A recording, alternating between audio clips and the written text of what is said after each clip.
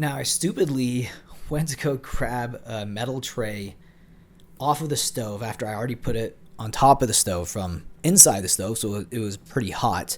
And I literally just touched it for half a second. And it hurt so much that I pulled my hand back. And honestly, it kind of ruined the last half of my day because it was just a lingering pain. It really hurt, really frustrating pain. And it made me think about how human beings were born with all these, nervous system and a receptor to pain. And while you could say, well, there's biological reasons to that and you can explain it through evolution and stuff, it kind of really makes you wonder why that is the way it is. Why do we experience pain to the severity we do? Like some days, I'll get a headache or a migraine and it just puts me out for the entire day. I got to take 2 Advils and just shut the lights off and just lay there. And why do we experience this type of pain and suffering? And it really made me want to make this video. Now, I've talked about the subject quite a lot on the channel, but mostly reacting to people sharing their thoughts about why they believe Earth is hell or why Earth could be hell. And that's kind of what I want to touch upon today. Like Earth, it could be hell. It could be. It might not be. But here's some reasons why I believe it could be hell. And even just touching on the pain. Why is pain so insufferable? Why was it designed this way? Even if it was from evolution, right? Or God, let's say, or something, a higher intelligence that designed it to be this way. They used to burn people alive as punishment. And just having my finger burnt a little bit, I just thought about that. I'm like, that is, what a hellish way to end your life. People are cruel.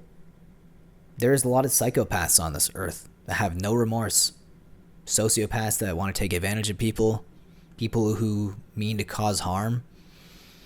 We have these emotions sometimes that feel like we can't control it. It's like it's being pushed on us through some external force that we can't see.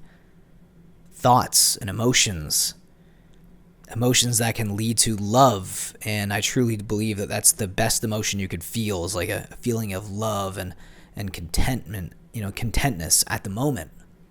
I don't even know if that's a word. Is that contentness? I don't know. Let's go with it. But just that feeling of tranquility, it is beautiful and it feels like maybe there is a divine power, but then there's so much horrible stuff around us. Even just think about existence, right? In order to exist, things have to die. It's a cycle of life, you could say. But it's also a pretty vicious cycle. Have you seen oh my God, have you seen a bear kill a deer? Have you seen how gruesome that is? As the deer's screaming out. And bears are, okay, that's funny how they tried to make bears to be something really cute, and they sold it as little gummy bears, plushy bears, teddy bears. Bears are vicious, let me tell you. They're omnivores. So not only do they kill and eat plants, they also kill and eat mammals and fish.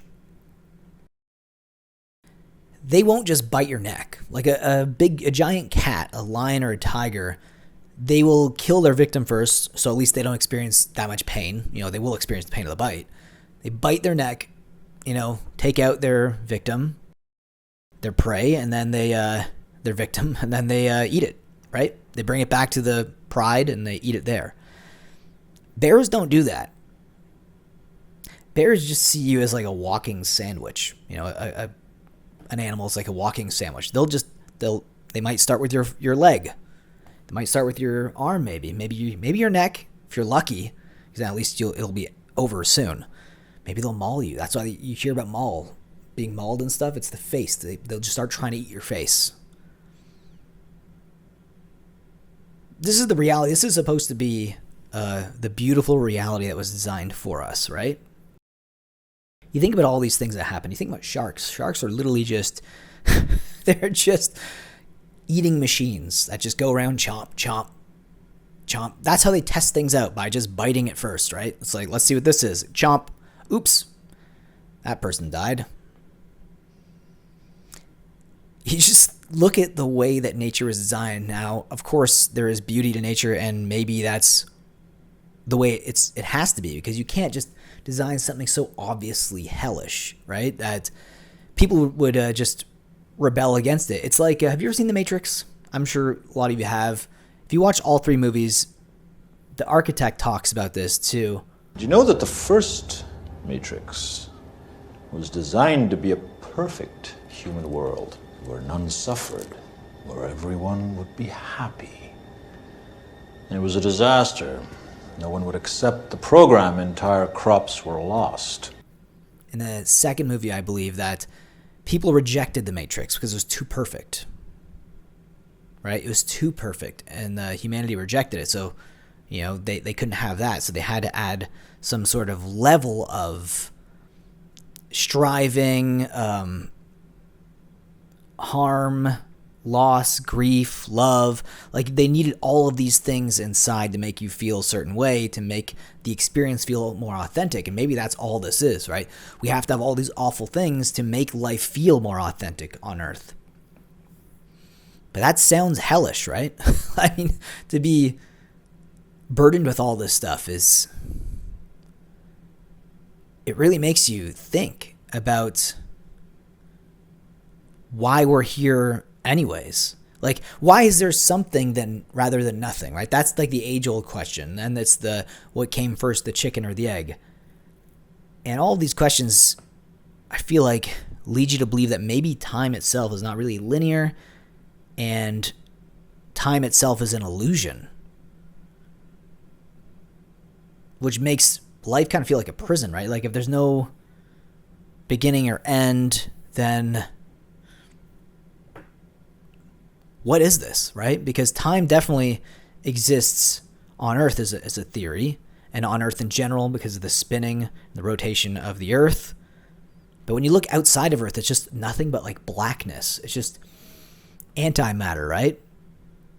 There's so many mysteries that haven't been solved yet in the universe, and I feel like whenever you partially solve one, there's 4 or 5 questions that arise after that. I think the biggest question that we're going to have to try to answer on this channel is whether or not Earth is indeed a hell realm. Or is it the closest thing we'll ever get to heaven? You leave your thoughts about this video down below in the comment section, guys. Is Earth hell? Leave it down below, and I'll see you in the next one. Take care.